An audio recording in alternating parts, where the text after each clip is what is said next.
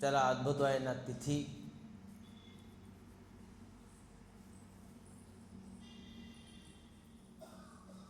మనం చాలా అదృష్టవంతులు.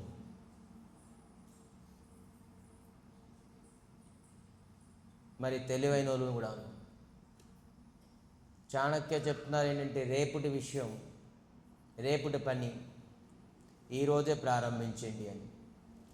రేపు ఏదైతే కార్యం చేస్తారో అది ఇవాటి నుంచే చేయండి, అప్పుడు మీరు అడ్వాన్స్ అవుతారండి. రేపటి ఏకాదశి చాలా పవిత్రమైన తిథి. మనం ఈరోజు దాని తాలూకా మహిమ తెలుసుకుంటున్నాం. ఈ ఏకాదశి వ్రతం చేయడం వల్ల మనకి లాభం ఏంటి? ఈ ఏకాదశి వ్రతం మనం పాటించకపోతే మనకి నష్టం ఏంటి అనేది కూడాను తెలుసుకొని, పురాణాల శాస్త్రంని ఏ విధానంగా ఏకాదశి తాలూకా మహిమ రాసి ఉన్నదో అది కొద్దిగా మనం ఆలోచిద్దాం. అందరూ భక్తి శ్రద్ధలతో ఈ కథాన్ని, ప్రసంగాన్ని వారి జీవితంలో ఉపయోగించుకోవాలని మరి కోరుకుంటున్నాం.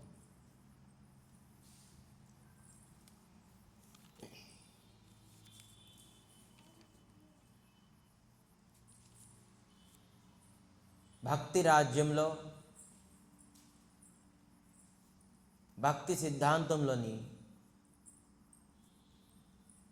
రూప గోస్వామి భక్తి రసామృత సింధు, భక్తి రసామృతం, భక్తి అనే ఒక రసం, అది అమృతం.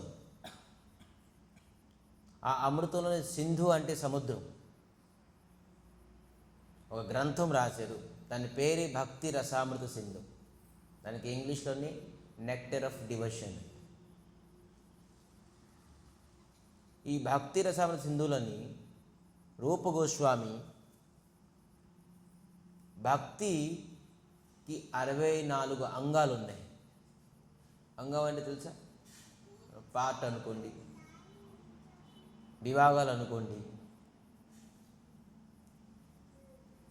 దాంట్లోనే ఒక ముఖ్యమైన అంగము ఈ ఏకాదశి.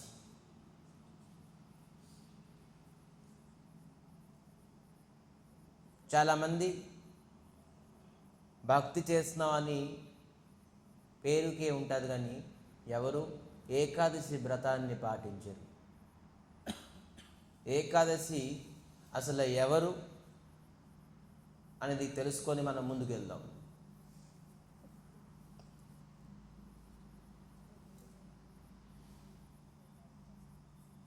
భక్తి తాలూకా పిల్లలు, భక్తి తాలూకా పుత్రులు ఇద్దరు. భక్తి యొక్క పుత్రులు ఎవరు? జ్ఞానము, వైరాగ్యము. ఇద్దరు పుత్రులు భక్తిదేవికి. చాలామంది ఈ సంసారంలోని భక్తి భక్తి భక్తి అని బోల్డ్ వేషాలు, బోల్డ్ రూపాలు, బోల్డ్ గుణాలు, బోల్డ్ తీర్థాలు, బోల్డ్ పూజలు, పునస్కారాలు, యజ్ఞాలు, మరి భక్తి పేరు మీద బోల్డ్ విషయాలు ఈ జగత్తులోని, సంసారంలోని చేస్తున్నారు, చేయబడుతుంది, చెప్పబడుతుంది. బోల్డ్ మంది ప్రవచనాలు ఇస్తున్నారు భక్తి గురించి. భక్తికి ఇద్దరు పుత్రులు, వాళ్ళు జ్ఞానము మరియు వైరాగ్యము. భక్తి యొక్క వాహనం, భక్తి కూడా వాహనం ఉన్నది. ఏ వాహనంలో ఇప్పుడు మనం గరుడ వాహనం, మూషిక వాహనం, నంది వాహనం, ఇవన్నీ ఒక్కొక్క వాహనం ఉన్నాయి. కానీ భక్తిదేవి కూడా ఒక వాహనం ఉన్నది. ఏ వాహనంలోని భక్తిదేవి కూర్చొని ముందుకు వెళ్తారు? సో దైన్యత, నమ్రత, దైన్యత, వినమ్రత, వినమ్రత అనే ఒక వాహనంతో, మనలో వినమ్రత లేదనుకోండి, భక్తిదేవి వాహనం లేపినట్టే. ఈ జగత్తులోని వాహనం లేకుండా ఎక్కడికైనా వెళ్ళగలమా? పోనీ వెళ్తే ఎంత దూరం ప్రయాణించగలం? కొంతసేపు వరకే. క్లాంతి, పరిశ్రమ అన్నీ అయిపోయి అక్కడ మనం స్టాప్ అయిపోతాం. ఎక్కువ దూరం గతి చేయలేము. అందుకే చాలామంది ఆ వినమ్రత అని వాహనం లేదని కేవలం 45 రోజులు, 20 రోజులు, 25 రోజులు భక్తి అని పేరుతోనే వెళ్తున్నారు. దానికంట ముందుకి వెళ్ళలేదు. అక్కడ స్టాప్. ఎందుకంటే వాళ్ళకి వాహనం లేకపోయినా అంత ఎనర్జీ ఉన్నది. శరీరంతో మనిషి ఎంతవరకు నడగలడు? కానీ గుణము వినమ్రత అనే ఒక వాహనంతో ఎవరి దగ్గర అయితే ఉన్నాదో మరి భక్తిదేవి ఖచ్చితంగాను జీవితం అంతా ప్రయాణిస్తారు ఆ వాహనంలో. ఇది మెయింటెనెన్స్ జీరో వాహనం వినమ్రతకి. నో సర్వీస్ సెంటర్ లేవు, సర్వీస్ కూడా అవసరం లేదు. దీనికి పెట్రోల్, డీజిల్ కూడా అవసరం లేదు. మనోగతితో నడుస్తుంది. ఇది బుద్ధితో నడుస్తుంది, శాస్త్రంతో నడుస్తుంది ఈ వాహనం. ఈ బుద్ధి జ్ఞానమే లాగేస్తారు ఈ వాహనానికి. జ్ఞానం అండ్ వైరాగ్యం ఉన్నారు కదా పిల్లలు, ఇద్దరు పిల్లలు. ఈ ఇద్దరు పిల్లలే తల్లికి రథం మీద కూర్చోబెట్టి, ఆ వాహనం మీద కూర్చోబెట్టి నడిపించేస్తారు. ఈ జ్ఞానము మరి వైరాగ్యం, పెట్రోల్, డీజిల్, బ్యాటరీ ఇవన్నీ అవసరం లేదు.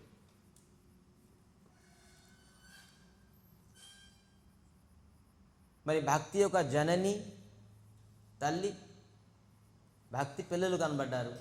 మనం ఆలోచించాం. భక్తి యొక్క వాహనం మనం తెలుసుకున్నాం. భక్తి యొక్క తల్లి, తల్లి లేకుండా ఎవరైనా పిల్లలు ఉంటారేంటి? ఎప్పుడు కాదు. పుట్టరు తల్లి లేకుండాను. తల్లి లేకుండా ఏ పుత్రులు కూడా జన్మము ఇవ్వరు. మనలో భక్తి లేదంటే భక్తి యొక్క తల్లి లేదని తెలుసుకోవాలి. భక్తి ఎప్పుడు పుడతారు? తల్లి ఉంటే భక్తి పుడతారు. భక్తి యొక్క తల్లి ఎవరు తెలుసా? శాస్త్రం ఏకాదశి. చూడండి, చాలామంది భక్తి యొక్క తల్లి తెలియదు కానీ భక్తిని కావాలి అంటారు. తల్లి లేకుండా పిల్లలు ఎలాగ వస్తారు? మనలో భక్తి రావాలంటే ఖచ్చితంగా ఏకాదశి అని తల్లి ఉండాలి.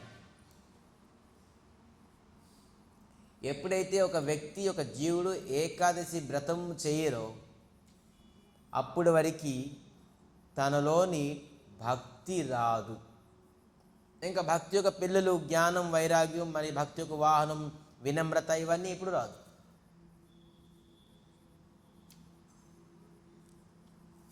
ఎప్పుడైతే ఏకాదశి చేయకుండానో మనం భక్తి అనుకుంటున్నామో అది కేవలం ప్రపంచనం. ప్రపంచనం అంటే ఏంటి? కేవలం ఎక్స్పోజింగ్. భక్తి అని ఒక చిన్న బొట్లతోనో, డ్రెస్సులతోనో, లేకపోతే ఏదో ఒక ఆచరణంతోనో, లేకపోతే ఏదో ఒక సాంప్రదాయంతోనో, ఏదో కేవలం ప్రపంచనం అంటే, ప్రపంచనం అంటే ఎక్స్పోజింగ్ చేస్తున్నాం భక్తి అని. కానీ వాస్తవంగా భక్తి లేదు. ఎలాగా అంటే ఒక నాటకంలోని భికారి, పేదవాడు ఒక రాజు వేషం వేసి ఉన్నాడు. అతను వాస్తవంగా రాజు కదేంటి, అతను రాజు అని ఒక నాటకం వేస్తాడు అంతే. వాస్తవంగా ఏకాదశి చేపిన వ్యక్తి కేవలం భక్తి అని ఒక నాటకం వేషం వేసుకున్నారంతే. ఒక రూపము, ఒక వేషము, ఒక నటిస్తున్నారంతే. భక్తి ఎన్ని రోజులు నటిస్తారు? ఆ నాటకం చేసేవారు నిత్యం నటించలేరుగా, స్టేజ్ పైనే నటించగలరు. స్టేజ్ దిగిపోతే మళ్ళీ అతను బికారి, రాజు మరి అవ్వలేదు. అందుకే నటించిన వ్యక్తి కొన్ని రోజులే నటించగలరు, జీవితం అంతా నటించలేరుగా. అందుకే భక్తి మనలోని జీవితం అంతా ఉండలేకపోతుంది. ఎవరి జీవితం అంతా భక్తి ఉండాలంటే ఖచ్చితంగా ఏకాదశి వ్రతం చేయాలి. ఏకాదశి వ్రతం చేపిన వ్యక్తి దగ్గర ఎప్పుడు కూడాను భక్తి ఎప్పుడు లభించదు, భక్తి ఎప్పుడు జన్మించదు. భక్తి జన్మించడంపో వాళ్ళ ఇద్దరు పిల్లలు జ్ఞానం అండ్ వైరాగ్యం రారు. మనలో జ్ఞానం ఉండదు, వైరాగ్యం ఉండదు. మరి భక్తి లేకపోతే వినమ్రత అనే వాహనం కూడా ఉండదు. అందుకే ఉసినీరు దేశం, ఉసినీరు అనే ఒక దేశం ఉండేది దక్షిణ భారతంలోని. అక్కడ రాజు రంతిదేవ్, ప్రఖ్యాత రాజు, ధర్మాత్మ. ఆ రంతిదేవ్ ప్రాయ 42 రోజులు కేవలం ఉపవాసం చేశారండి భక్తితో. 42 రోజులు, ఇలాగ ఎన్ని రోజులు, 42 రోజులు మండల దీక్ష ఉపవాసం చేశారు. కేవలం ఏం తీసుకోలే, అంత భక్తి శ్రద్ధతో చేశారు. మరి 43వ రోజు ఎప్పుడైతే పారాయణం అంటే కూర్చొని తింటున్నారో, అంటే వ్రతం భంగం చేసుకొని తిన్నానికి కూర్చున్నారు పారాయణం. ఈరోజు తిందామని ప్రసాదం తీసుకుంటే కొంతమంది బ్రాహ్మణులు వచ్చారు, మళ్ళీ క్షత్రియాలు వచ్చారు. అతను తినే పదార్థం అంతా ఇచ్చేసారు. ఆ రోజు కూడా తినలేదు. అటువంటి రంతిదే మహాధర్మాత్మ. కానీ అతను ఎప్పుడైతే మదంపించారో, ఈ ఉసినీరు రాజ్యము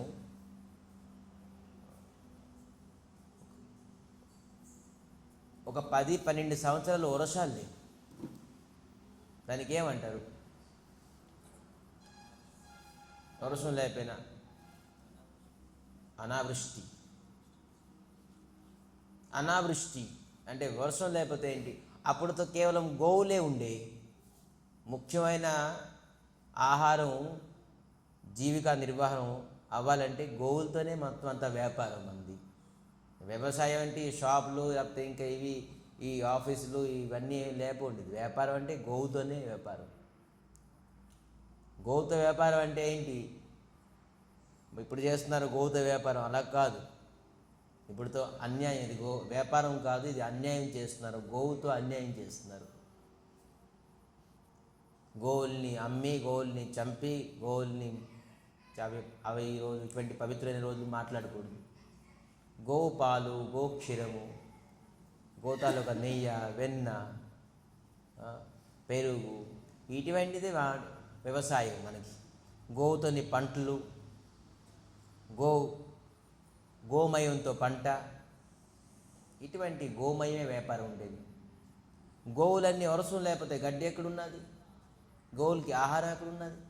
పాపం ఈ ఉసినీరు రాజులు, ఈ ఉసినీరు దేశంలో అందరూ ఏం చేశారంటే చూసి చూసి చూసి బృందావనంకి వెళ్ళిపోయారు, షిఫ్ట్ అయిపోయారు. ఈ గోపిలు అంటే గోపాల బాలకులు అంటే ఆవులతో ఉండేవారు కాబట్టి ఈ గోపులందరూ ఏం చేశారంటే బృందావనికి మొత్తం ఫ్యామిలీ గోవులతో షిఫ్ట్ అయిపోయారు. బ్రజవాసీలు అంటే బృందావనంలోని వాసం చేస్తారు, అందరికీ బ్రజవాసి అంటారు. ఈ బ్రజవాసీలు ఏం చెప్పారంటే, మీరు వచ్చారు బాగానే ఉంది, వెల్కమ్ మీ అందరికీ, మీరు చక్కగా ఉండండి, మాకేం ప్రాబ్లం లేదు, గోవుల్ని చక్కగా సంరక్షించండి. ఉదార స్వభావం బ్రజవాసీలు తెలుసా. మీరు బృందావనం ఎప్పుడు వెళ్ళలేదు, బృందావనం వెళ్తే మీరు ఈ ప్రకారంగా సాధు వేషం ఉన్నదనుకోండి, వాళ్ళ ఇంటి ముందు నిల్చున్నారనుకోండి, మీకు ఎందుకు వచ్చారు, ఏంటి కావాలి అని అడగరు. వెంటనే 2 నిమిషాలు అంటారు, బాబా 2 నిమిషాలు వెయిట్ చేయండి అని వేడిగా రోటీ పరోటా చేసేసి 2 నిమిషాలు, ఎందుకంటే వాళ్ళు ఆల్రెడీ మొత్తం అంతా పిండి గట్ట చేసుకొని ఉంచుంటారు. మరి ఎప్పుడో చేసింది ఉన్నది ఇచ్చేది కాదు, వెంటనే చేస్తారు వేడిగా. రోటీ పరోటా చేసేసి ఏదో ఖచ్చితంగా ఒక యూపీలోని ఆచార్ అంటే ఆవకాయ, మనలాంటి ఆవకాయ కాదు, అది డ్రైగా ఉంటుంది. చాలా వెరైటీస్ ఆఫ్ ఆవకాయలు ఉంటాయి. ఆవకాయ నెయ్యి రాసేసి ఆ రోటీ ఆ ఆవకాయ ఇచ్చేస్తారు వెంటనే. ఏ సాధు అది ఎక్కడి నుంచి వచ్చారు, ఏంటి నీ సాంప్రదాయం ఏంటి, మంచి చెడ్డ, నువ్వు అసలు వేషం వేసుకున్నావు, నువ్వు భక్తుడు కాదు, ఏమిటి. ఎవరు ఇంటి ముందుకు వస్తే ఎవరైనా సరే, తర్వాత ఏంటంటే రోటీ చేసిన తర్వాత ముందు కొన్ని రోటీలు కొన్ని మహాత్ములు కూడా ఉంచేస్తారు. ఎవరో వస్తారు సాధు మహాత్మా, అందుకే ముందు వాళ్ళు చేసేసి ముందు కొంతమంది మహాత్ములు ఉంచేస్తారు. అటువంటి ఉదార స్వభావం. మరి వాళ్ళు చేసిన రోటీ తర్వాత టేస్ట్ కూడా చాలా వెరైటీగా ఉంటుంది, అమృతం తిన్నట్టుగా ఉంటుంది. వాళ్ళ చేతుల తలకు వంట అటువంటిది, అద్భుతం. ఆ రోటీ తింటే మనం ఎంత చేసినా కూడాను అంత టేస్ట్ రాదు రోటీ.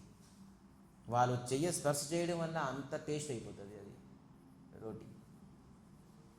బ్రజభాషి, ఆ బ్రజభాషులు అందరూ ఏం చేశారంటే వెల్కమ్ చెప్పారు యూసునీరు గ్రామ ప్రజలందరికీ, ఆవులకి. కానీ ఒక ఇన్స్ట్రక్షన్ ఇచ్చారు, ఒక రెస్ట్రిక్షన్ ఇచ్చారు. చూడండి, ఈ బ్రజభాషలోని ఒక నల్లవాడు ఉంటాడు. ఈ నల్లవాడితో మీరు కొద్దిగా ఏంటి బీ కేర్ఫుల్, తెలుగులో ఏమంటారు, జాగ్రత్త. ఆ నల్లవాడి వైపు వెళ్ళకండి.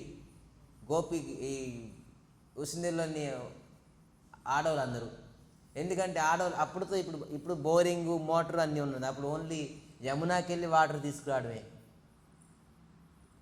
అందరూ ప్రతి వ్యక్తి యమునా వాటర్ తీసుకుని వెళ్ళి తాగడానికి అనుకుని వండుకోవడానికి అన్నిటికీ యమునాయి, స్నాన కార్యాలు అన్నీ యమునాయి. మీరు యమునాకి వెళ్తారు కాబట్టి అక్కడ ఒక నల్లవాడు ఉంటాడు, ఆ నల్లవాడితో చాలా జాగ్రత్త.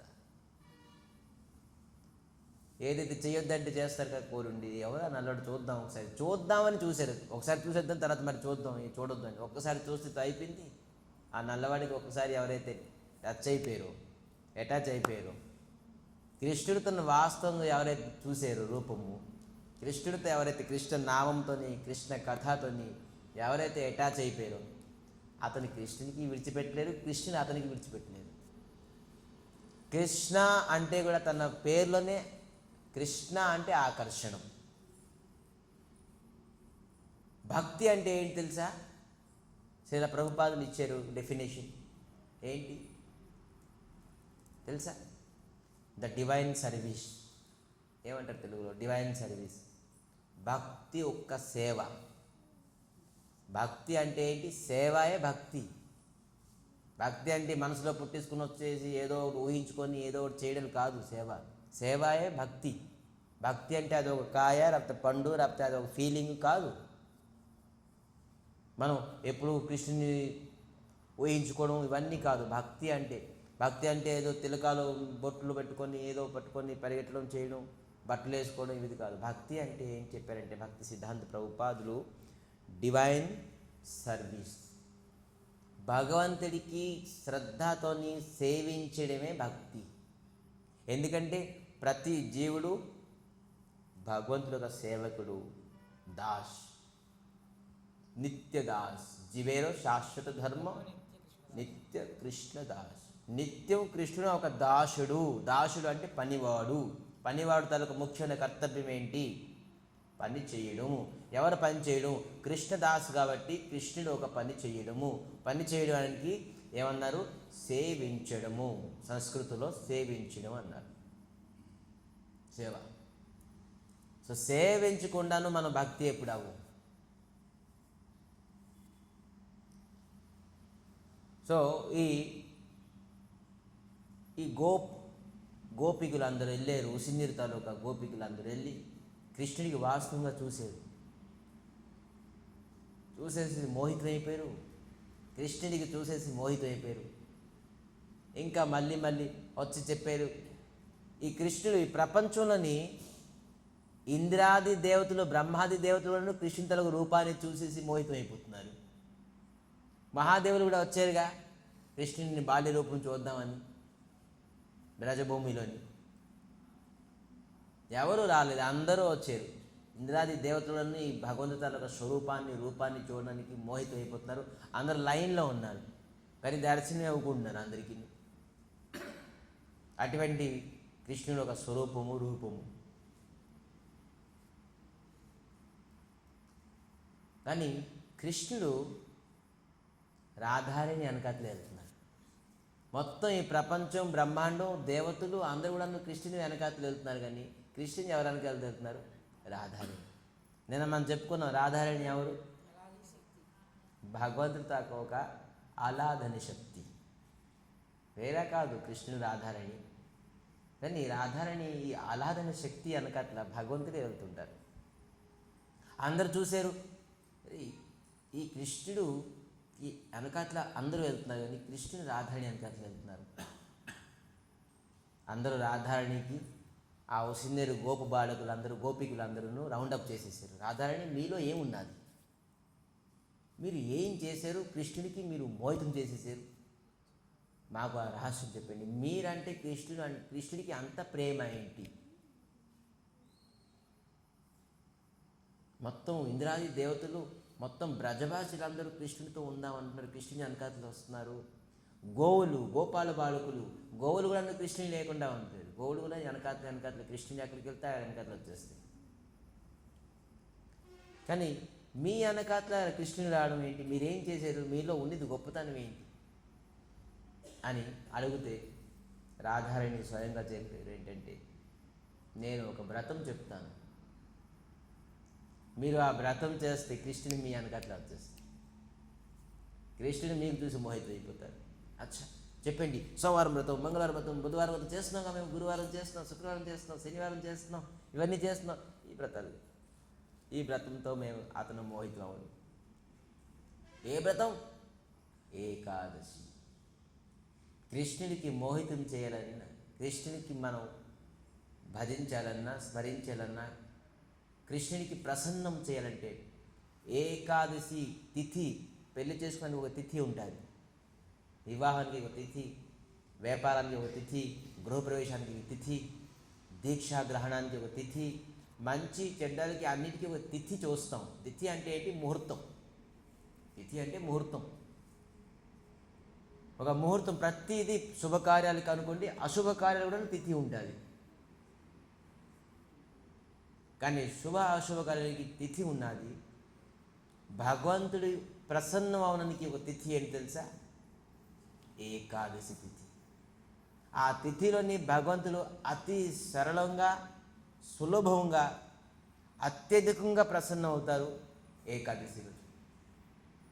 కృష్ణుడిని ప్రసన్నం చేయాలంటే ఒకటి శ్రీమతి శ్రీ రాధారిణి చెప్తున్నారు. ఎవరు? కృష్ణుడి తాలూకా అలాదని శక్తి శ్రీమతి శ్రీ రాధారిణి స్వయంగా చెప్తున్నారు వీళ్ళందరూ కూర్చోబెట్టి.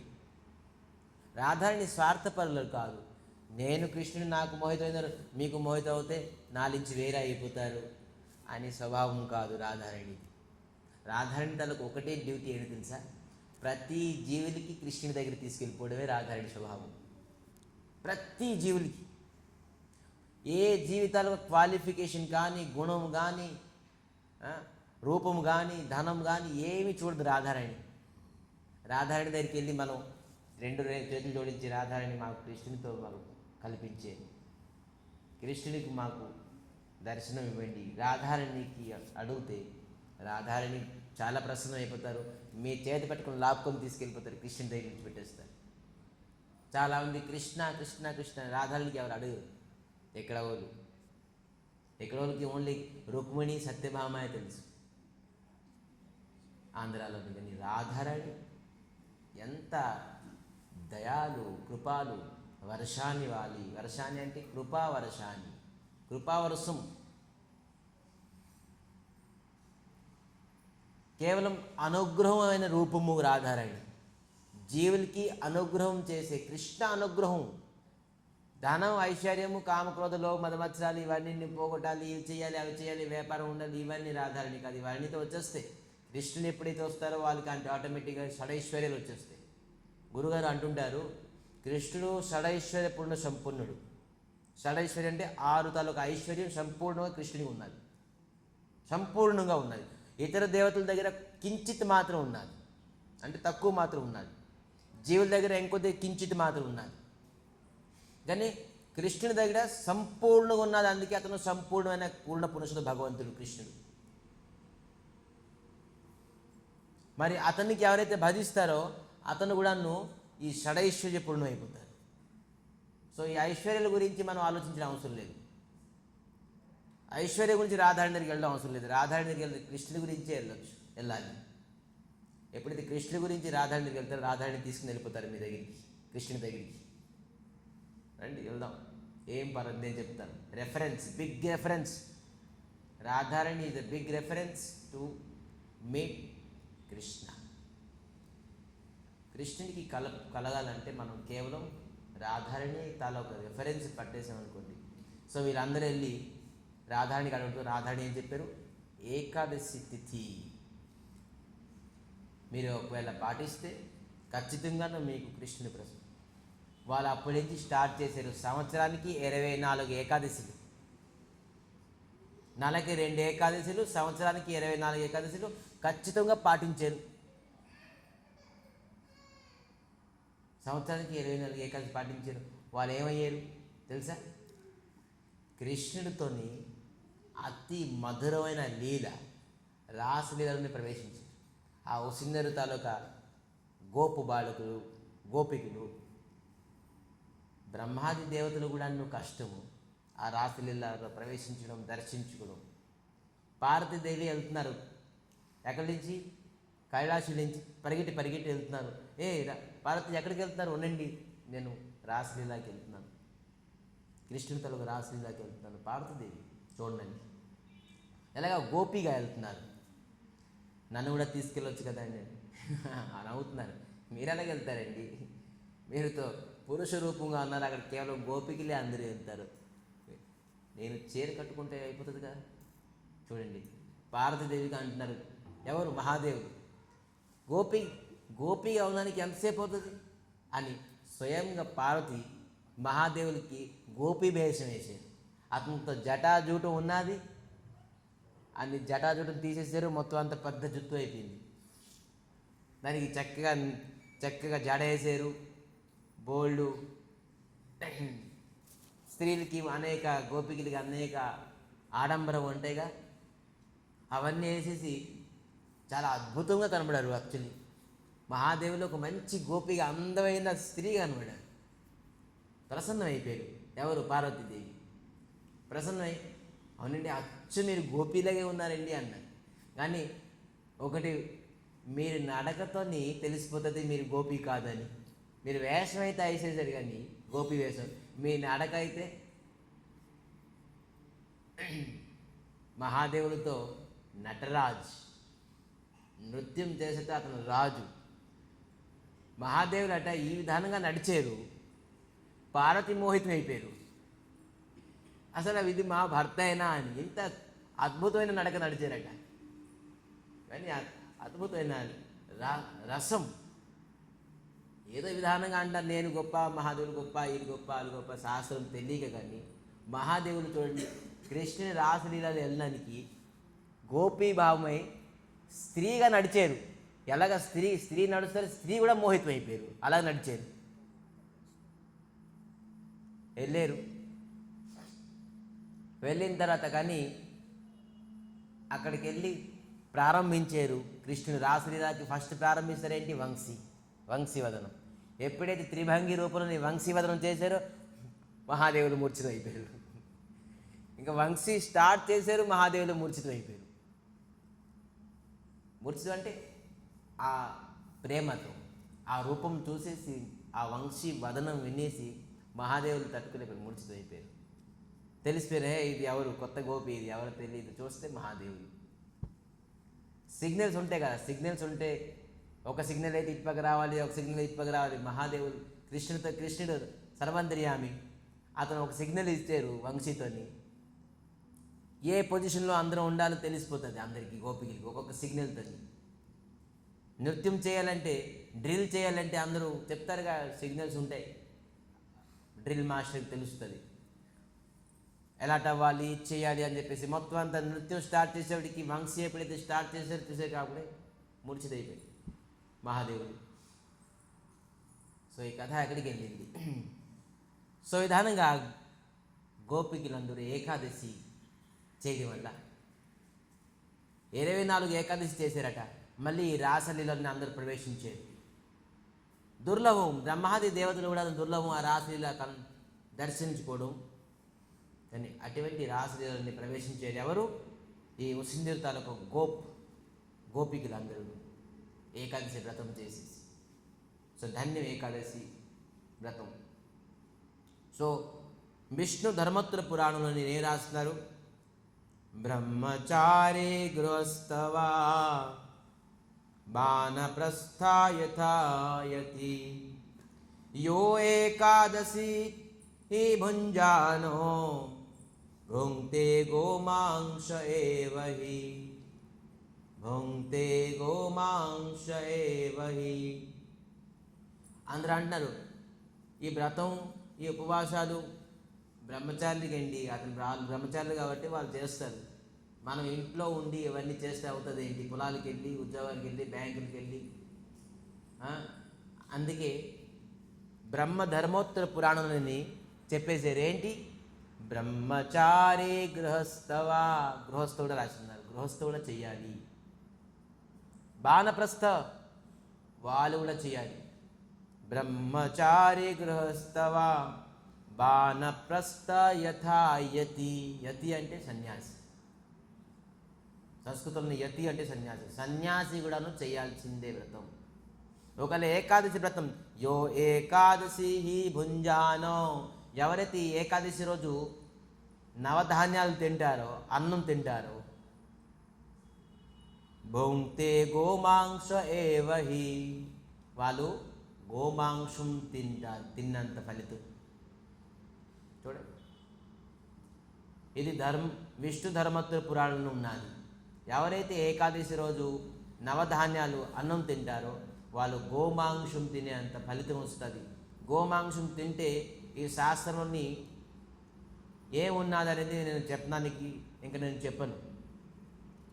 సో ఆ రోజు అన్నం తిన్నవాడను గోమాంసం అంత పనిష్మెంట్ మీకు దొరుకుతుంది నరకంలో. అందుకే ఈ విధానంగా ఏకో ఏవ నరో పాపి నరకే నృపగచ్చతి ఏకాదశి అన్నో భజి యదో పితృ సోమజ్జతి. మరి ఇంకొకటి బోనస్ ఇస్తున్నారు మనకి.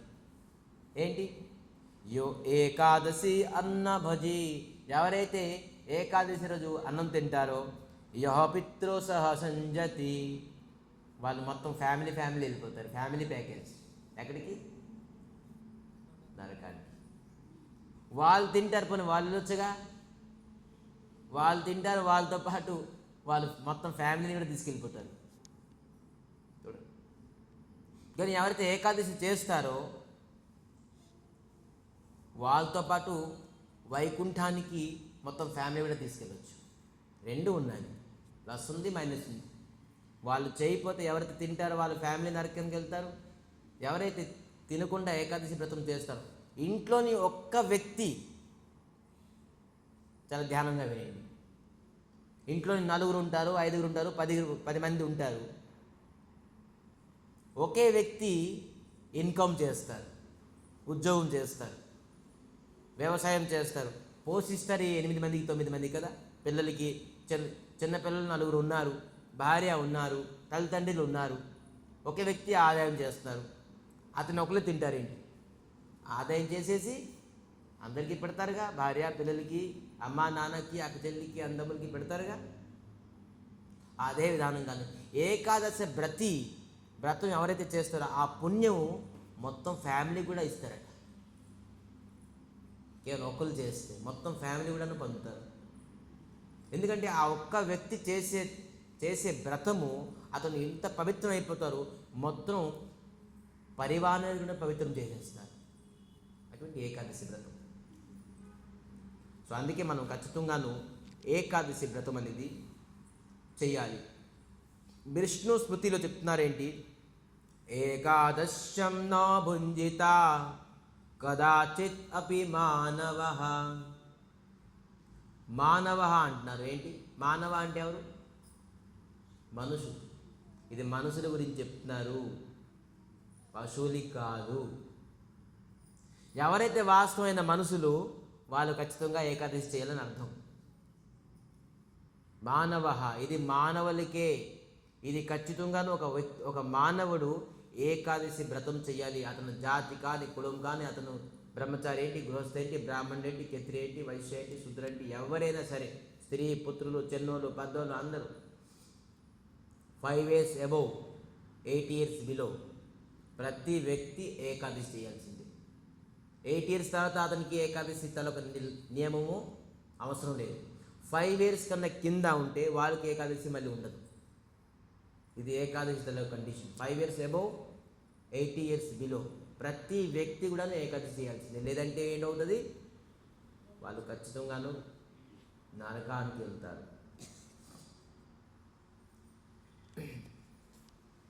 చాణక్య ఒక అద్భుతమైన నీతి చెప్తున్నారు. ఏంటి? శాంతి తుల్యం తపో నాస్తి నా సంతోష పరం సుఖం. శాంతి తుల్యం తపో నాస్తి. క్షమించును అనేది అన్నిటికంటే పెద్ద తపస్య.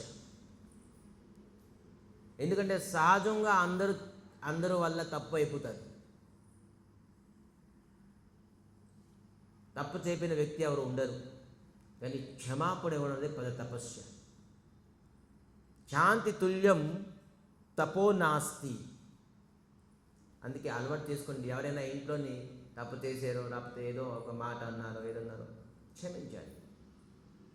క్షమ అంటే ఒకటి చెప్పిన, ఎప్పుడైతే రామాయణంలో గుర్తుకొచ్చింది, వనవాసంకి వెళ్ళిపోయారు రామలక్ష్మణ సీత.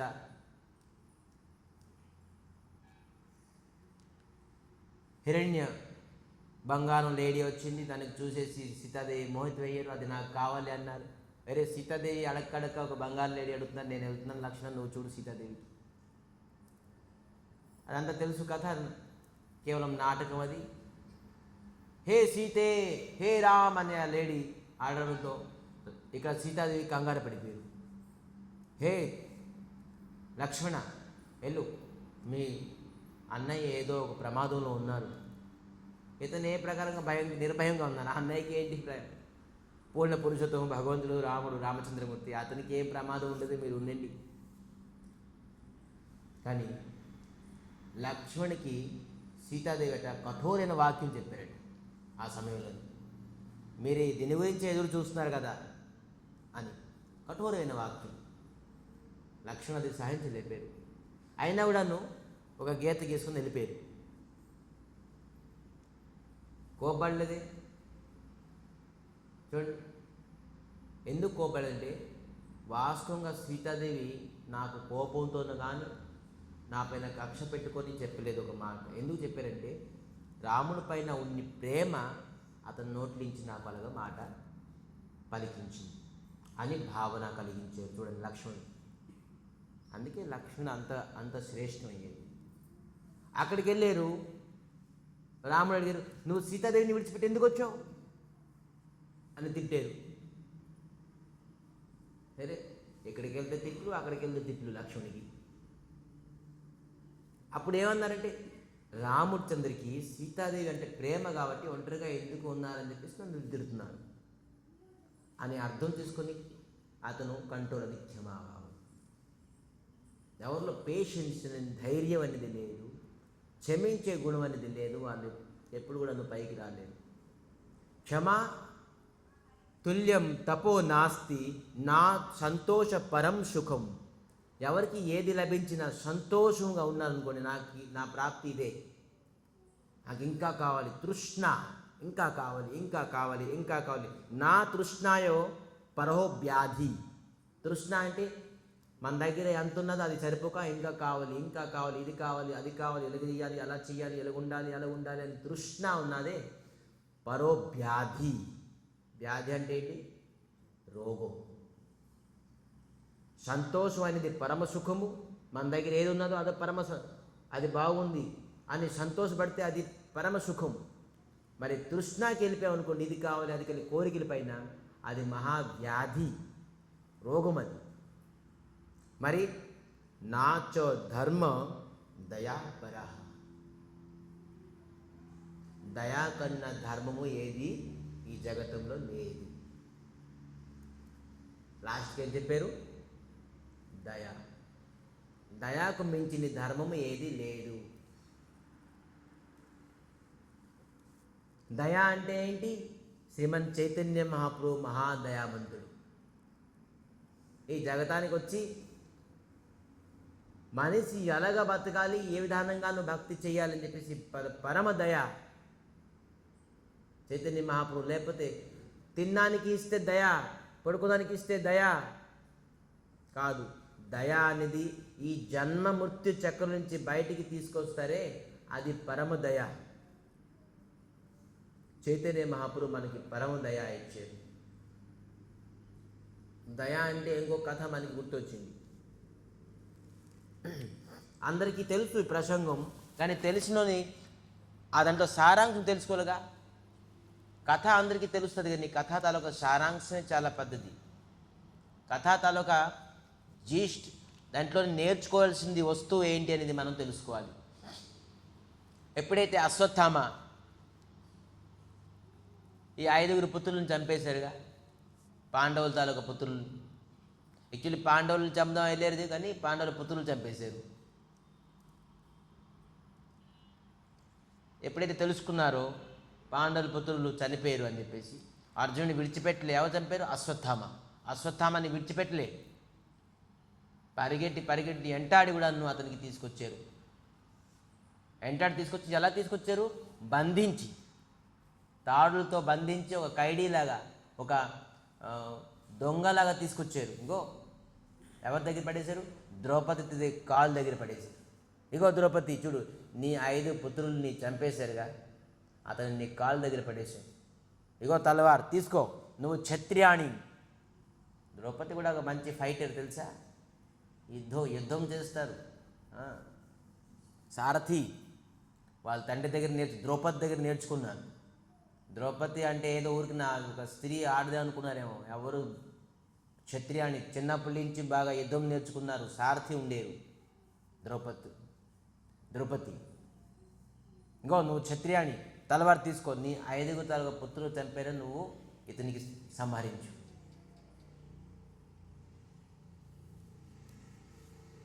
సంహరించారండి.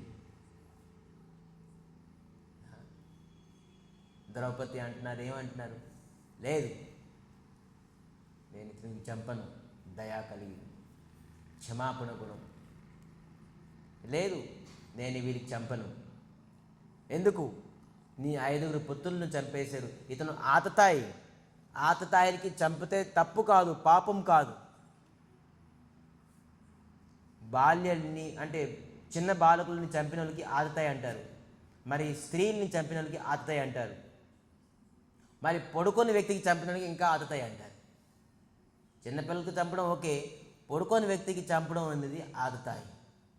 ఇతను ఆతతాయి, ఇతనికి సంహరించడం ఏ ప్రకారం పాపం లేదు, ధర్మం నేను చెప్తున్నాను, నువ్వు చంపు అని అండంతో అక్కడ కృష్ణుడు ఉన్నాను.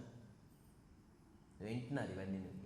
కృష్ణుని ఎవరు ముందుగా మాట్లాడరు ఏది అని. ఎప్పటివరకైతే అతని దగ్గరికి వెళ్ళిపోతే అతను అసలు పలకైనా పలకరు, ఒలికైనా ఒలుకరు, అతను చూస్తూనే ఉంటారు.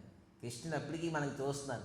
ఎవరు నిద్రపోతున్నారు, ఎవరు వింటున్నారు, ఎవరు ఈ కథాన్ని గ్రహిస్తున్నారు, ఎవరు గ్రహించుకుంటున్నారు, ఎవరు టైం చూస్తున్నారు, మొత్తం చూస్తారు. అలాగే ఉండాలనుకున్న త్రిభంగి మొత్తం అన్నీ తెలుసు. ఎవరు ఏ ప్రకారంగా చేస్తున్నారనేది మొత్తం అన్నీ తెలుసు. సో ఎవరెవరి భావం ప్రకారంగా భగవంతుడి దగ్గరే అవుతారు. సో అందుకే కథ విన్నప్పుడు ఎవరు ఏ విధానంగా గ్రహిస్తున్నారో అది ముఖ్యం. ఎందుకంటే భావగ్రహి జనార్దన మీ భావములలో ఉంటారు. సో కథ మనం భావంతో వినాలి. ఎందుకంటే రోజంతా మనం తాలూకు సంసారం తాలూకు కర్మలో ఉంటాం. అట్లీస్ట్ అరగంట 30 గంట సేపు భగవంతు తాలూకు కథ అమృతం, దేవతలకి దుర్లభం. దేవతలు కూడాను తలుచుకున్నా కూడాను వాళ్ళకి దొరకదు భగవత్ కథ. మనం చక్కగా ఇక్కడ కూర్చొని వింటున్నామే, దేవతలు వస్తే కూడా దేవతలు కూడా వినలేదు కథ. దేవ దుర్లభం. సో ఎక్కడ ఉన్నాం మనం? కృష్ణుడు మౌనంగా ఉన్నారు, చూస్తున్నారు. ద్రౌపది అన్నారు, ఎందుకు చంపరు అంటున్నారు. పిల్లలు చనిపోతే తల్లి యొక్క బాధ నాకు తెలుసు.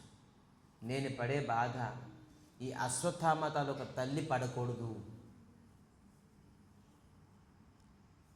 ఆ తల్లి బాధని, ఆ తల్లికి నేను బాధ అవడానికి నేను ఇది ద్రౌపది.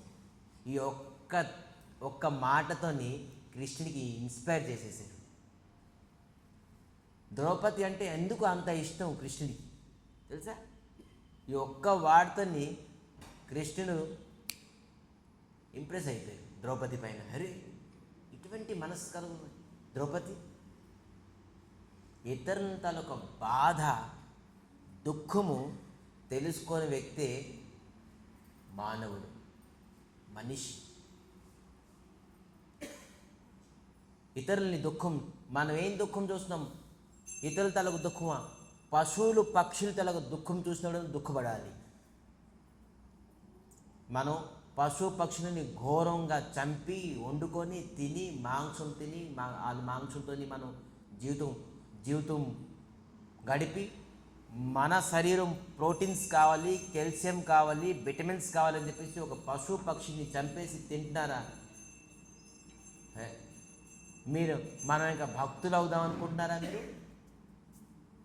కుక్కకి చెప్పడం అవసరం లేదు నువ్వు కుక్క అవ్వు అని, స్వభావంగా కుక్క అవుతుంది అది. గాడిదకి చెప్పరు ఎవరు నువ్వు గాడిదగా అలాగా ఉండు అని, ఎందుకంటే స్వభావంగా అది గాడిదగా ఉంటుంది. కోతికి చెప్పరు ఎవరు నువ్వు కోతిలాగా అవ్వు అని, స్వభావంగా కోతిలాగా ఉంటుంది. కానీ మనిషికి చెప్పాల్సి వస్తుంది నువ్వు మనిషిలాగా ఉండు అని. మనిషికి మానవత్వం అనేది తెలియదు, మనిషత్వం తెలియదు. ఇతరుల్ని, పశువుల్ని, పక్షుల్ని, ఇతరుల్ని బాధ పెట్టడం, ఇతరులకి కష్టం ఇవ్వడం ఇతనికి గొప్ప అనుకుంటున్నాడు. ఇది మానవకత్వమా? ఇది మనిషత్వమా?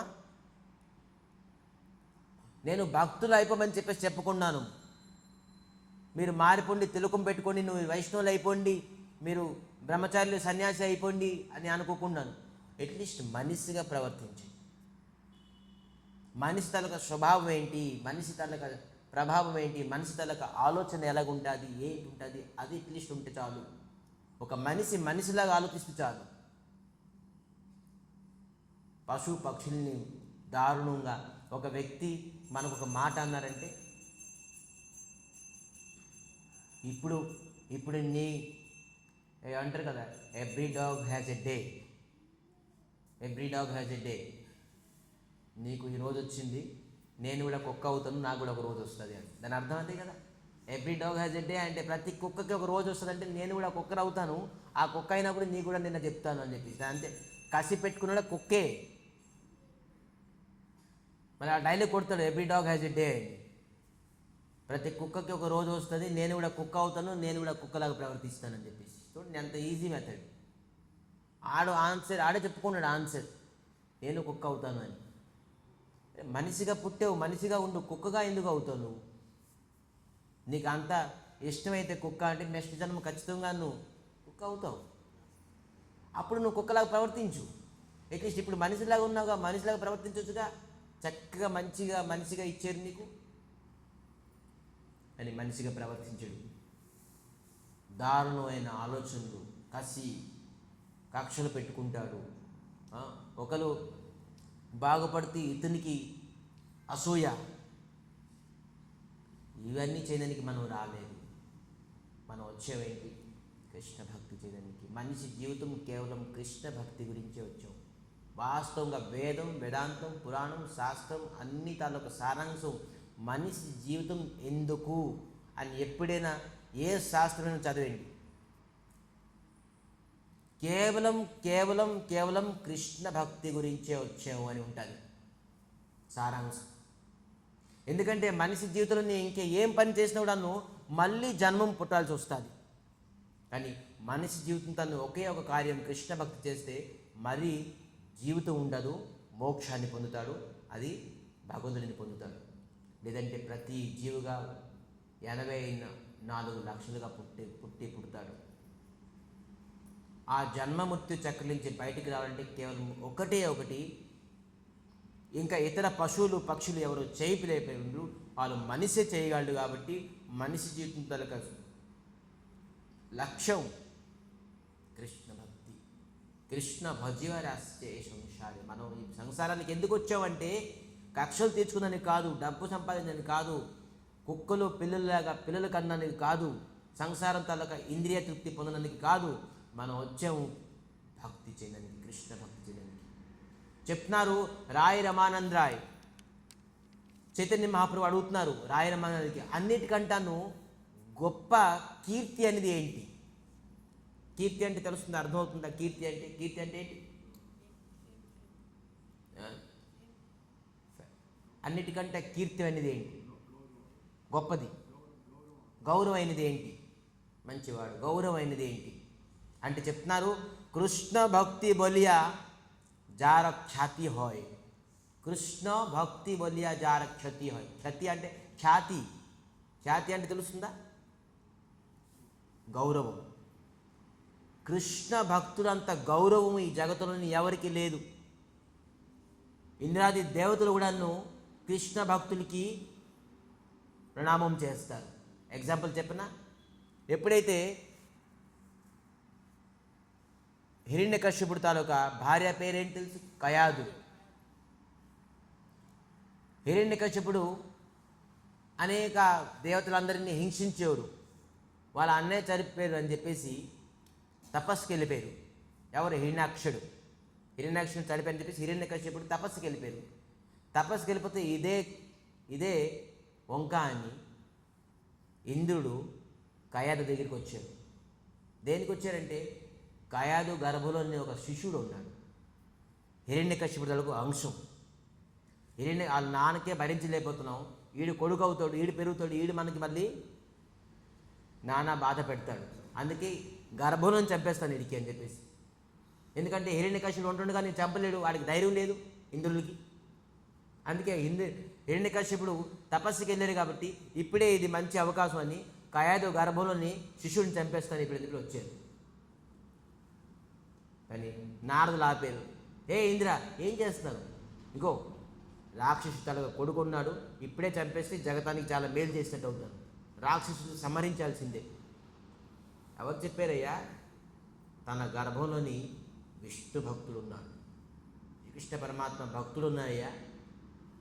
నారదుడు ఈ విధానం చెప్తే కయాదుకి నమస్కారం చేసేసి కయాదుకి ప్రదక్షిణ చేసుకుని వెళ్ళిపోయారు. చూడండి, ఇంద్రుడు దేవతలు తాలూకా రాజు, కయాదు రాక్షసు. అతని గర్భంలోని విష్ణు భక్తుడు ఉన్నాడని చెప్తే ఎందుకు ప్రదక్షిణ చేశారు అంటే వైష్ణవులు దేవతలు కూడాను సన్మానం చేస్తారు. దేవతలు కూడాను సన్మానం చేస్తారు వైష్ణవుడికి. అందరికంటే విఖ్యాతం ఖ్యాతి మనకంటే వైష్ణవుల తలకు లక్షణమే వేరే. వైష్ణవ అవ్వాలంటే మనం మొట్టమొదటిగా ఏం చేయాలంటే హరే కృష్ణ మహామంత్రాన్ని స్మరించాలి. మనకి అన్ని ప్రకారమైన లక్షణాలు ఒక్కొక్కటి మనిషి లక్షణంతో సహా వైష్ణవ లక్షణము భక్తుల తరగ లక్షణాలు కూడా వచ్చేస్తాయి ఎప్పుడైతే మనం హరే కృష్ణ మహామంత్రం చేస్తామో. ఎవరు ఎంత సిన్సియర్గా పంచువాలిటీగా హరే కృష్ణ కృష్ణ కృష్ణ హరే హరే, హరే రామ రామ రామ హరే హరే, అన్ని గుణాలు, అన్ని లక్షణాలు, అన్ని కీర్తి, అన్ని ఐశ్వర్యాలు కూడా వచ్చేస్తాయి ఈ నామం చేయడం వల్ల. ఒక వ్యక్తి కాశీలోని ఒక బ్రాహ్మణుడు, 80 సంవత్సరాల బ్రాహ్మణుడు, గ్రంథాలు చదువుతున్నారు, కంఠోపదం చేస్తున్నారు. అక్కడికి వెళ్ళి శంకరాచార్యులు వెళ్ళారు. శంకరాచార్యులు వెళ్ళి, ఏంటయ్యా చేస్తున్నావు? అంగం విగళితం అంటే 80 సంవత్సరాలు అయిపోతే ఎలాగుంటారు మనిషి? నేను మంత్రాలు కంఠోపాతం చేస్తాను వేదం. ఏంటంటే అక్కడ పౌరోహిత్యం కార్యం ఉన్నది, పూజ పురస్కారాలు యజ్ఞం చేయాలి, లేకపోతే మంత్రం చేయకపోతే ఎవరు మనకి దక్షిణ ఎవరు, పూజకి పిల్లలు. 80 సంవత్సరాల బ్రాహ్మణుడు, 80 సంవత్సరాలు అయిపోయింది, అయినా కూడా దక్షిణ పూజ గురించి ఆలోచిస్తున్నావా? లేవు. ఎంత మూఢమతే. భజ గోవిందం భజ గోవిందం భజ గోవిందం మూఢమతే. భజ గోవిందం భజ గోవిందం గోవిందం భజ మూఢమతే. భజ గోవిందం భజ గోవిందం గోవిందం భజే మూఢమతే. చెప్పండి. భజ గోవిందం భజ గోవిందం భజే మూఢమతే.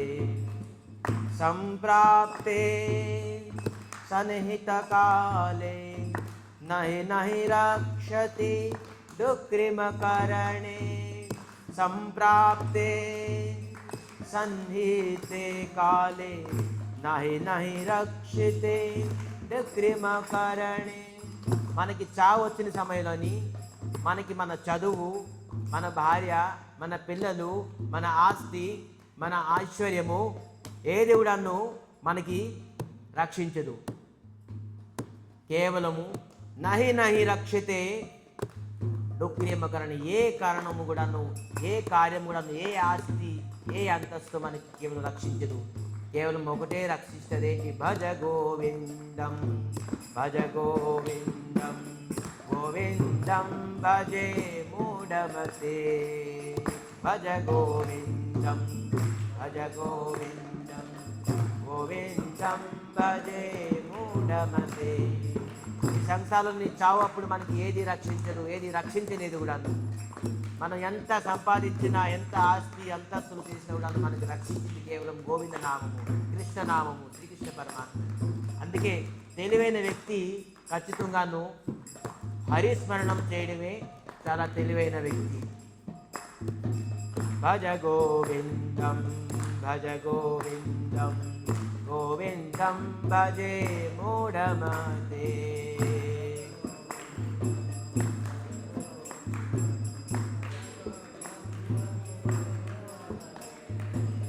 శుద్ధ భక్త చరణ రేణు భజన అనుకూల.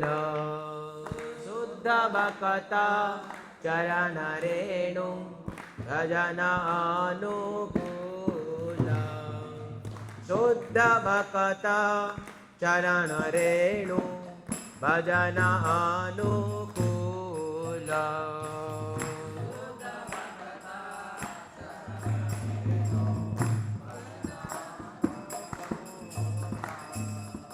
శుద్ధ భక్త చరణ రేణు భజన అనుకూల.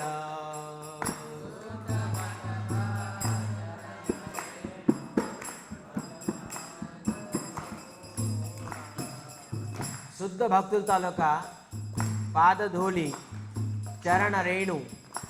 పాదధూళి అంటే ఏంటి? వాళ్ళు పాదంలో ధూళి రాసేసుకోవడం కాదు. పాదధూళికి ఫుట్ ప్రింట్ అంటారు. ఫుట్ ప్రింట్ అంటే ఏంటి? వాళ్ళు వెళ్ళే తోవ. మనం శుద్ధ భక్తులు ఏ విధానంగా వెళ్తున్నారో, ఏ విధానంగా నామం చేస్తున్నారో, ఏ విధానంగా కథ చెప్తున్నారో దానికి అనుకరించడమే, అనుసరించడమే శుద్ధ భక్త చరణ రేణు భజన అనుకూల. శుద్ధ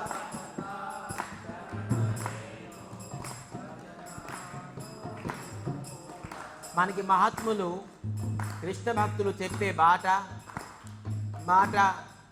తోవ పైన మనం వెళ్తే ఖచ్చితంగాను మనం భజనానికి, కృష్ణ భజనానికి అనుకూలం. అనుకూలం అంటే ఏంటి? అనుకూలం అంటే ఏంటి?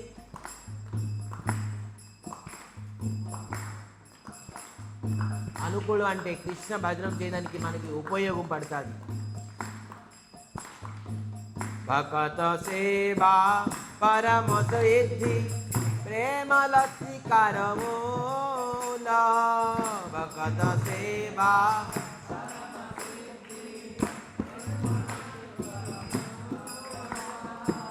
భక్త సేవా పరమ సిద్ధి ప్రేమ లక్ష్మీకరమూల.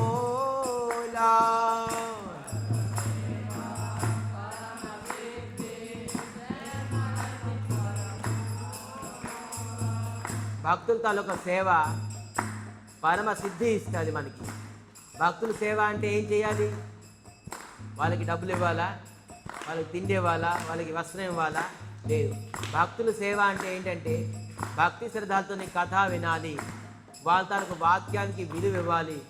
వాళ్ళు శాస్త్రం చెప్పింది తప్ప ఇంకా ఇతరుది చెప్పరు. కాబట్టి భక్తులకి ఒకటి భక్త భగవాన్, ఒకటి స్వయం భగవాన్. భక్తులు కూడా నువ్వు భగవంతులకు స్వరూపమే. మనకి స్వయంగా భగవంతుడు వచ్చి చెప్పను అమృత వాక్యాలు, శాస్త్రాలకు వాక్యాలు.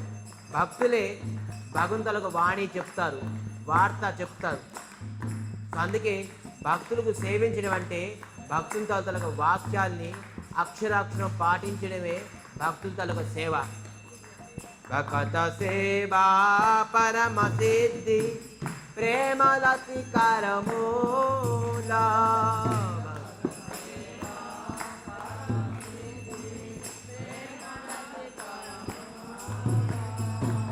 ప్రేమ లతికారముల అంటే మనకి ప్రేమ లత.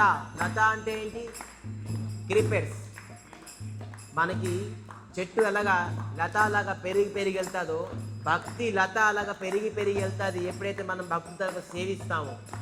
భక్తులకు సేవించడం అంటే భక్తుల తరగ వాక్యాన్ని పరిపాలించడమే భక్తుల సేవ.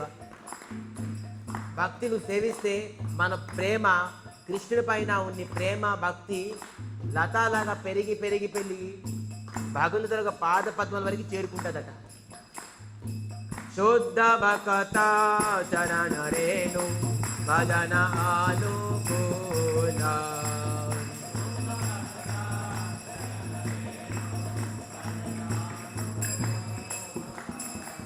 మాధవ సిద్ధి భక్తి జనని యతనే పాలన కోరే.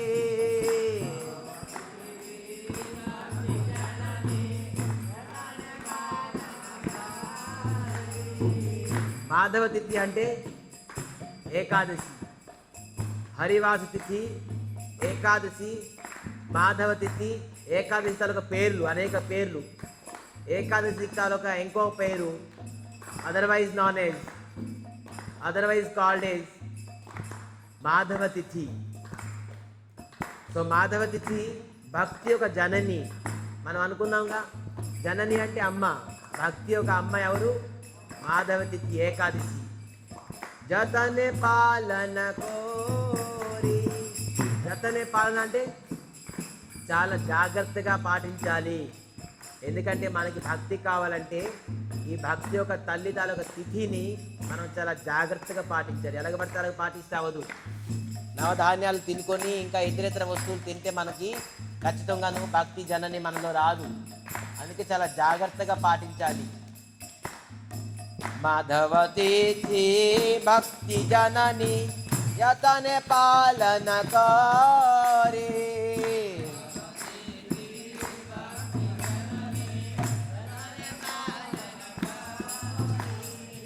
కృష్ణ బసతి బసతి బోలి పరమ ఆదర భోరి.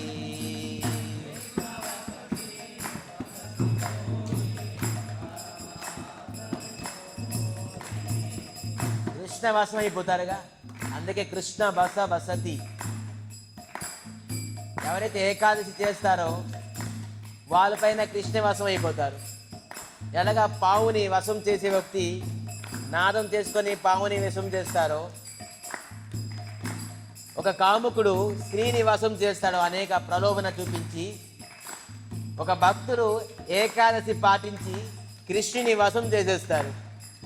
సో అందుకే కృష్ణ బసతి బసతి బోలి పరమ ఆదర భోరి. కృష్ణ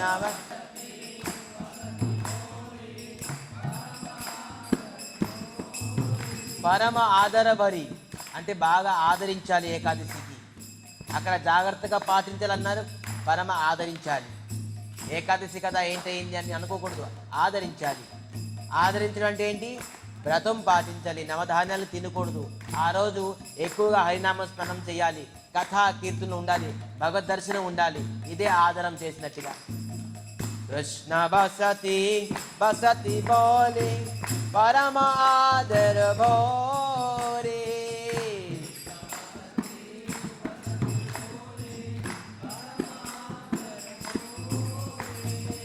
శుద్ధ భక్త చరణ రేణు భజన అనుకూల.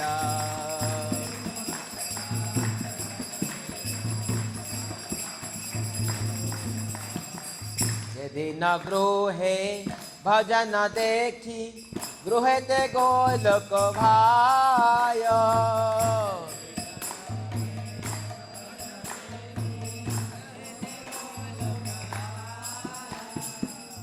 ఏ రోజైతే ఇంట్లోని హరే కృష్ణ కృష్ణ కృష్ణ హరే హరే, హరే రామ రామ రామ హరే హరే ఎవరైతే భజనం చేస్తారో ఆ ఇల్లు ఏముంటుందో తెలుసా? గోలోకం, వైకుంఠ లోకం అయిపోతుంది. ఆ ఇల్లు ఉండదు. ఏ ఇంట్లోనైతే హరినామ స్మరణం అవుతుందో, ఏ ఇంట్లో అయితే హరికథ అవుతుందో, ఏ ఇంట్లో భగవత్ నామ స్మరణం అవుతుందో, హరే కృష్ణ కృష్ణ కృష్ణ హరే హరే, హరే రామ రామ రామ హరే హరే, ఆ ఇల్లు గోలోకం అయిపోతుంది, వైకుంఠ లోకం అయిపోతుంది. జయది న గృహే భజన దేఖి గృహే తే గోలోక భాయ.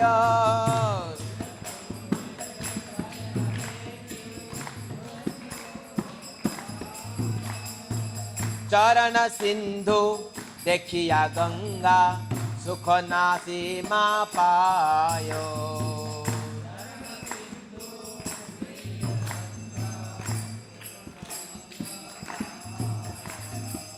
ఏకాదశి రోజు ఎవరింట్లోని భక్తులు వెళ్ళారనుకోండి, చరణ సింధు అంటే భక్తులు ఎవరైతే వెళ్తారో వాళ్ళు గంగా,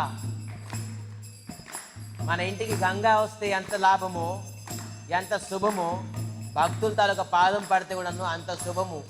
గంగాతో పోల్చేరు భక్తులకి. ఎందుకంటే గంగా ఎప్పుడైతే భాగీరథి ఋషి తీసుకొచ్చారుగా గంగాని తీసుకొచ్చారు భాగీరథి ఋషి ఎప్పుడైతే గంగాని తీసుకొస్తున్నారో గంగా ఒక కండిషన్ ఇచ్చాడు, నేను రాను, ఈ భూలోకానికి నేను రాను అన్నారు. దేనికి? నేను వస్తే బోల్డ్ మంది పాపాత్మలందరూ నాలో స్నానం చేస్తారు, అనేక పాపాలు విడిచిపెడతారు. నేను పాపం మోయలేను, నేను పాపం చేయలేను, ఈ పాపం నేను మోయలేను, నేను రాను అని చెప్పారు. అప్పుడు భాగీరథి ఋషి ఏం చెప్పారంటే, ఏం పర్వాలేదు, మీరు రండి, బోల్డ్ మంది సాధువులు మన భారతదేశంలో ఉన్నారు, ఆ సాధువులందరూ నీ నదిలోని స్నానం చేస్తారు, వాళ్ళందరూ మీ పాపం తీసేసుకుంటారు. గంగా తాలూకా పాపం కూడా అందరూ సాధువులు తీసేసుకుంటారు, భక్తులు తీసుకుంటారు. అటువంటి భక్తుల తాలూకా క్వాలిటీ. గంగా అందరి పాపం తీసుకుంటే గంగా తాలూకా పాపము భక్తులు తీసుకుంటారు. అటువంటి భక్తులు మీ ఇంటికి వచ్చారంటే గంగా కంటే అత్యధికం. చరణ సింధు దకియా గంగా సుఖ నాసి మా పాయ.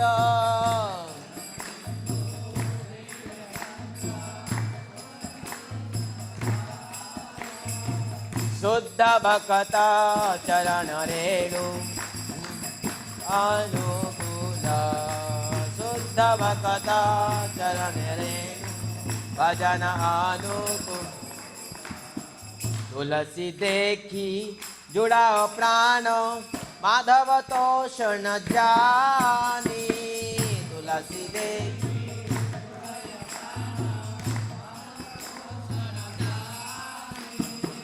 తులసిని చూసి నమస్కరించాలి, తులసిని చూసి సన్మానం ఇవ్వాలి, తులసిని చూసేసి మనం భక్తి శ్రద్ధలతో ప్రణామం చేసేసి సేవించాలి. ఎందుకంటే తులసిదేవి అంటే కృష్ణునికి అతి ఇష్టం. అందుకే తులసిని సన్మానం ఇవ్వాలి, తులసిని మనం కంటిలో నేర్చుకోవాలి, తులసి సేవ చేయాలి, తులసి భగవంతుని అర్పించాలి. సో ఎందుకంటే తులసి అతి ప్రియరాలు కృష్ణుడికి. ఎవరైతే తులసి వేసుకుంటారో, తులసి సేవ చేసుకుంటారో కృష్ణుడు వాళ్ళకి కూడా అతి ప్రేమ అయిపోతారు. గౌర ప్రియ సాక సేవన జీవన సార్థకమాని.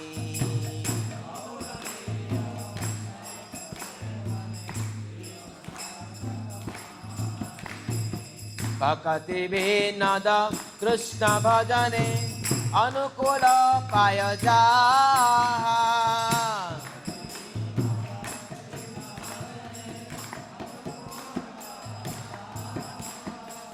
భక్తివన్ ఠాకూర్ మన సాంప్రదాయంలోని 7వ గోస్వామి. అతను ఏం చెప్తున్నారంటే భక్తికి ఏదైతే అనుకూలమో అవన్నీ మీరు ఖచ్చితంగాను స్వీకరించాలి అని చెప్తున్నారు. భక్తికి అనుకూలమైనది, భక్తికి అనుకూలమైన సత్సంగం, భక్తికి అనుకూలమైనది మహాప్రసాదం, భక్తి అనుకూలమైన తులసి, భక్తికి అనుకూలమైన సాధువులు, భక్తికి ప్రతికూలమైనది మనం ఎప్పుడు కూడా స్వీకరించకూడదు. మనకి ఏదైతే భక్తికి కృష్ణ భక్తికి అనుకూలమైన విషయాలే, అనుకూలమైన వస్తువులే మనం స్వీకరించాలి. ప్రతికూలమైనది ప్రతి దివసే పరమ సుఖే స్వీకార కరయతా.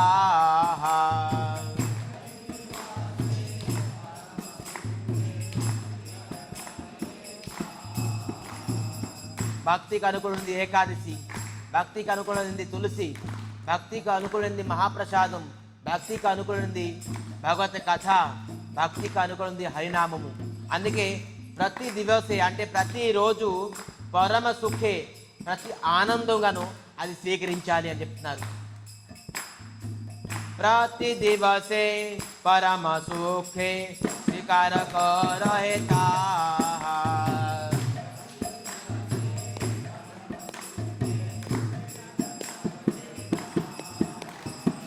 శుద్ధ భక్త చరణ రేణు భజన అనుకూల.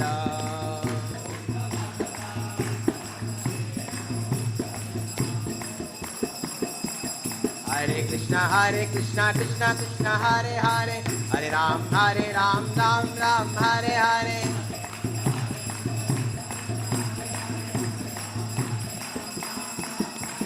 హరే కృష్ణ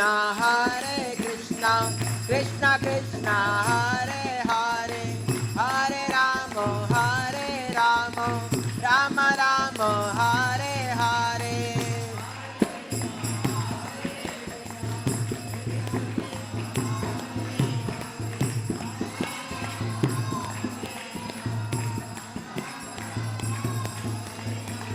హరే కృష్ణ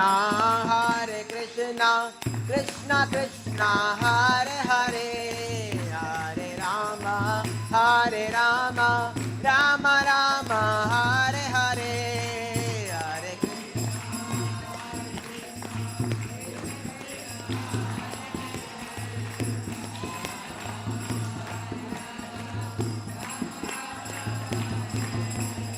హరే हरे कृष्णा कृष्णा कृष्णा हरे हरे, हरे राम राम राम हरे हरे.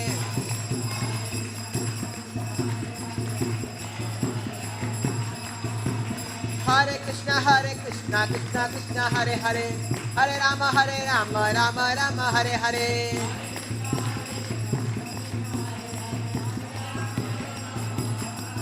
हरे कृष्णा कृष्णा कृष्णा हरे हरे, हरे राम राम राम हरे हरे.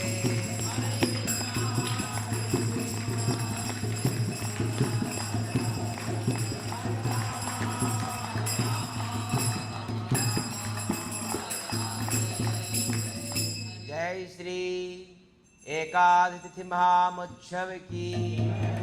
రేపుడు ఏకాదశి పేరు సఫల ఏకాదశి. ఎవరైతే ఏకాదశి చేస్తారో వాళ్ళు సఫలం అంటే సక్సెస్ అవుతారు. సఫల అంటే సక్సెస్. సో అందరికి జీవితంలో సక్సెస్ అవ్వాలని చెప్పేసి ఏకాదశి రేపు భక్తి శ్రద్ధతో చేయాలని కోరుకుంటూ ఈరోజు కథాకి విరామం చేస్తూ శ్రీకృష్ణ చైతన్య మఠ గోసేవాశ్రమముఖి సంస్థాపకాచార్య శ్రీ గురుదేవ్ గురు కృపామూర్తి విష్ణుపాద్ పరమహంస పరిప్రాజకాచార్య స్తోత్ర శ్రీమద్ भक्ति सौद केशव गोस्वामी महाराज की. परम गुरुदेव नित्यलाभ विष्णुपाद परमहंस परिप्राजकाचार्य स्तोत्र श्रीमद जगद्गुरु भक्ति वैभव पुरी गोस्वामी महाराज की. जय श्री यज्ञेश्वर श्री जगत जननी गो माता भगवती देवी की. कलिजुग पावन श्री चैतन्य महाप्रभु की. अनंत कोटि वैष्णव भक्त वृंद की. भुवन मंडल परम विजयते युग धर्म नाम संकीर्तन की. कथा श्रवणकारी समस्त भक्त वृंद की. गौर प्रेमानंदे, गौर प्रेमानंदे, गौर प्रेमानंदे. Thank you very